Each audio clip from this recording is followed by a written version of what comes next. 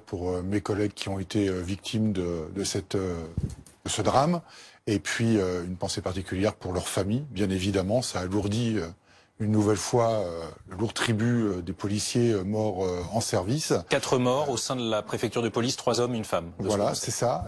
Et plus l'assaillant qui était lui-même agent à questionnement de rupture de lien entre nous, déshumanisation de l'institution.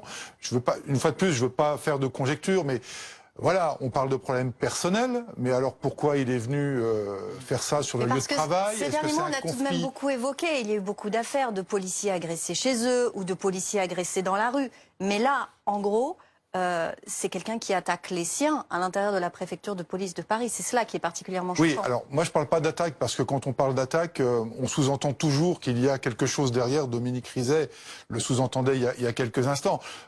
C'est un homicide, ça c'est clair. Ce sont 4 personnes qui ont été tuées. C'est 4 personnes qui ont été tuées.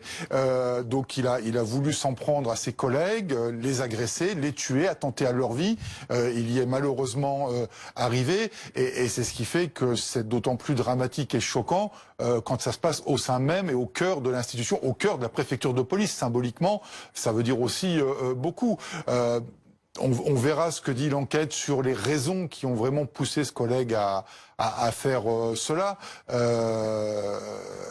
Et j'espère que c'est pas en lien avec, je le disais tout à l'heure, avec toute cette souffrance et ce mal-être qu'on a dans la police nationale. Aujourd'hui, on ne peut pas préjuger de ce qu'il en est très exactement. Mais il va falloir se pencher réellement sur ce qui s'est passé, en tirer peut-être toutes les leçons et faire en sorte que ce genre de drame ne se reproduise pas. En tout cas, le retentissement émotionnel pour toutes les forces de police va être énorme. Mais complètement. Complètement, parce que là, je veux dire, déjà quand on va intervenir à l'extérieur, on peut s'attendre à tout et à tout moment, mais on s'y attend certainement pas en interne, qui plus est de l'un des nôtres. Chez soi, on s'attend à être en sécurité. Chez soi, on s'attendait à être en sécurité. Aujourd'hui, on sait que ce n'est plus tout à fait le cas avec le drame de Magnanville. Où voilà, ces policiers qui avaient été agressés chez eux. De policiers, d'ailleurs, l'épouse de l'officier était elle-même agent administratif, voilà, et qui ont été assassinés chez eux. Donc on est quelque part en sécurité. Une piste privilégiée qui est celle d'un conflit interne. Dans tous les cas, c'est un coup de folie. Il a tué 4 de ses collègues. Cet homme dont on ne connaît pas encore l'identité, Denis Jacob. Comment ça se passe au sein de la police, que l'on soit policier ou administratif, quand on rencontre des problèmes personnels? Si tant est que ce soit le cas, est-ce qu'on est suivi? On est quand même dans un milieu sensible, avec des collègues qui portent pour certains des armes. Est-ce qu'il y a une attention particulière portée aux personnes qui, à un moment donné, en raison professionnelle ou personnelle, rencontrent des difficultés? Alors vous pointez du doigt un des gros problèmes que l'on a de notre institution et que nous, les syndicats de police, dénonçons depuis de nombreuses années. C'est l'absence véritable de soutien psychologique pour des personnes en difficulté. Alors il y a bien un service qui existe, mais qui est suffisamment sous-dimensionné pour prendre en charge des collègues en souffrance. On a un plan de prévention des suicides qui a été lancé très récemment, mais qui s'attaque aux conséquences et pas aux causes, donc on ne règle pas complètement la problématique. Non, si vous n'avez pas été détecté en souffrance, vous pouvez être en déshérence comme ça pendant des mois et des mois.